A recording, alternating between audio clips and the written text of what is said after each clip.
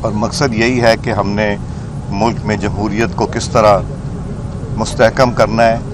Peoples party کی بہت قربانیاں ہیں جمہوریت کے لیے، اور ایک جو ساتھ ہے اس وقت نیشنل اسمبلی آف پاکستان اور سینٹ میں پیپلز پارٹی کا اور مسلم لیگ نون کا، وہ انشاءاللہ ایک لمبی اننگ کھیلنے کا ارادہ ہے دونوں جماعتوں میں، جس میں پاکستان کی بہتری کے لیے یہ کام کریں گے.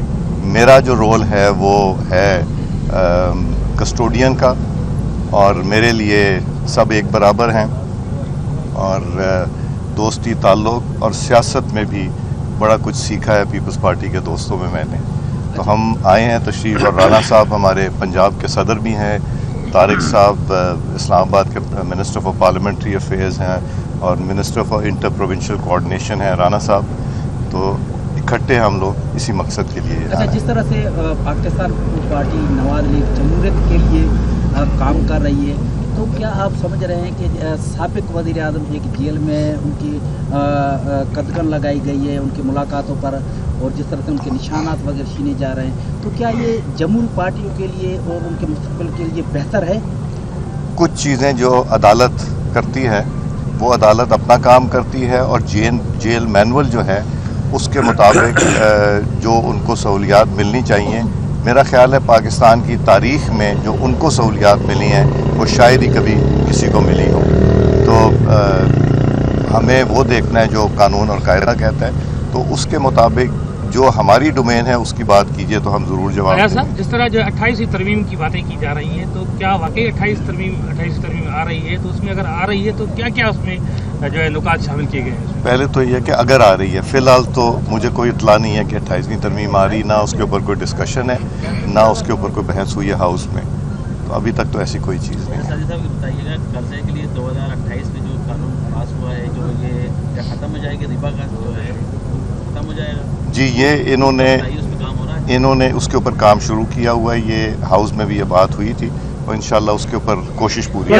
رانا صاحب آپ یہ بتائے گا کہ پی ٹی آئی والے مسلسل یہ کہہ رہے ہیں کہ ہم مذاکرات کے لیے تیار نہیں ہے، لیکن ایک بیان یہ بھی آیا ہے کہ اگر ان کے سربراہ کو چھوڑ دیا جائے تو مذاکرات ممکن ہے.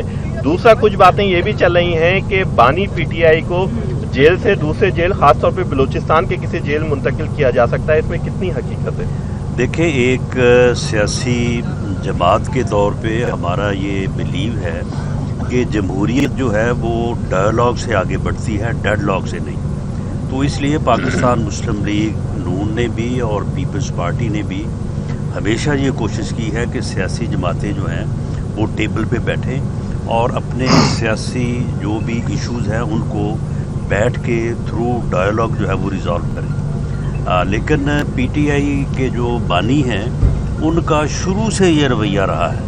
یہ 2011 سے آنورڈ آپ دیکھ لیں 18 تک، اور 18 سے 22 تک، اور اب اس کے بعد اب 22 سے اب 25 ہو گیا 26. تو وہ ہمیشہ جو ہے وہ اپوزیشن سے، اگر وہ حکومت میں ہے تو اپوزیشن، اور اگر اپوزیشن میں ہے حکومت، وہ سیاسی ڈائیلاگ پہ یقین نہیں رکھتے. اور جیل میں بیٹھ کے کسی کو یہ اجازت نہیں دی جا سکتی کہ وہ جو ہے وہ ملک میں افراتفری اور انارکی پھیلانے کے لیے پلاننگ کرے، جو کہ بانی پی ٹی آئی اس وقت جو ہے اپنی ملاقاتوں کے تھرو اس قسم کی میسیجنگ کرتے ہیں، اور اس قسم کی گفتگو اور ٹویٹ کر کے جو ہے وہ پوری دنیا میں نہ صرف ریاست کو، پاکستان کو، پاکستان کے اداروں کے سربراہوں کو جو ہے وہ اس طرح سے جو ہے وہ برے الفاظ اور برے جو ہے وہ بہرائے میں جو ہے وہ گفتگو کرتے ہیں اور یہ میسیج کرتے ہیں.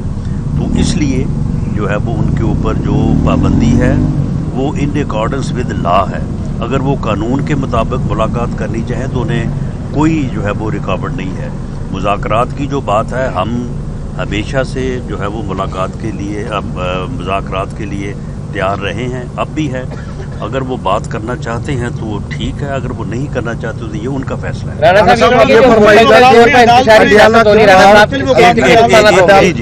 آپ فرمائیں. مختلف اوقات میں عدالتوں نے بولا ہے کہ عمران خان کو عدالتوں میں پیش کیا جاتا، پیش کیوں نہیں کیا جاتا؟ جی، عدالتوں کا جو آخری فیصلہ جو اسلام آباد ہائی کورٹ کا ہے، वहाँ पे बाकायदा जो सलमान अकरम राजा साहब हैं उन्होंने जो है वो स्टेटमेंट दी हुई है कि हम किसी मुलाकात के बाद ना प्रेस कॉन्फ्रेंस करेंगे और ना ही कोई इस किस्म की पॉलिटिकल मैसेजिंग करेंगे, और वो ख़ुद इसकी जो है वो खिलाफ वर्जी कर रहे हैं। बाकी जहाँ तक उनको पेश करने का मसला है तो देखें जो यानी हिफाजत है वो टॉप प्रायोरिटी है, और इसके ऊपर उन्हें भी एतराज़ नहीं है जो जेल ट्रायल हो रहा है, और वो उनकी सेफ्टी के पेश नज़र ही हो रहा है। मैं एक बात और बता दूं, प्राइम मिनिस्टर साहब ने बार बार ये कहा है कि हम डायलॉग के लिए तैयार हैं, और मैंने भी ये कहा है कि नेशनल असेंबली के स्पीकर का दफ्तर जो है वो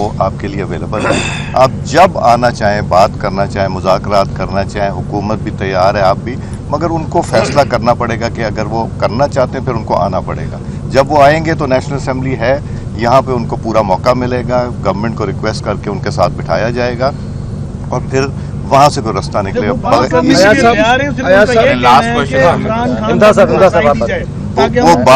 वो कहते हैं बात करने के, आप अखबार में कह देना या मीडिया में कह देना बात करना चाहते हैं, बात करने के लिए एक है दफ्तर अवेलेबल ना नेशनल, जब वो आना चाहेंगे हम उनको वेलकम करेंगे।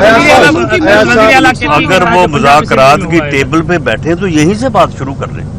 अच्छा, बैठे तो सही ना। एक तरफ मुज़ाकरात की बात करते हैं और दूसरी तरफ यार एक मिनट जरा, एक तरफ मुज़ाकरात की बात करते हैं और दूसरी तरफ हलीमा बीबी कहती हैं कि अगर कोई मुज़ाकरात करेगा पीटीआई से ताल्लुक कोई नहीं। प्रोटोकॉल दिया गया है वहाँ पे पंजाब में, वहाँ पे हुल्लड़बाजी उन्होंने की है।